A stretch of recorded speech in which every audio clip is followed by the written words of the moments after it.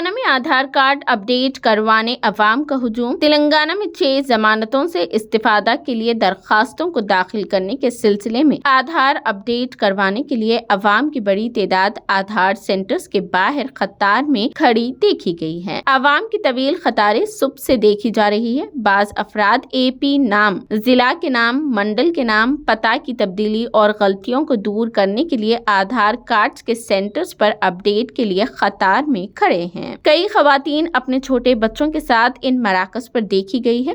अवाम ने शिकायत करते हुए कहा कि आधार कार्ड सेंटर्स पर नाकाफी अमले के सबब उनको मुश्किल है और ताखीर से उनका नंबर आ रहा है। उन्होंने आधार कार्ड के मराकज में इजाफे का मुतालबा किया। नए राशन कार्ड के लिए रियासती हुकूमत के अभी हस्तम स्कीम के लिए दरख्वास्त देने आधार कार्ड लाजमी करार दिया गया है। महालक्ष्मी स्कीम के तहत RTC बसों में मुफ्त सफर के लिए आधार कार्ड जरूरी है। तेलंगाना के कई अफराद के पास मुत्तहिदा आंध्र प्रदेश के आधार कार्ड है जो 2014 से पहले बनाए गए हैं। तेलंगाना की तश्कील के बाद उनको अपडेट नहीं करवाया गया। अब सरकारी स्कीमात पर अमल के लिए उनको अपडेट करवाना जरूरी हो गया है।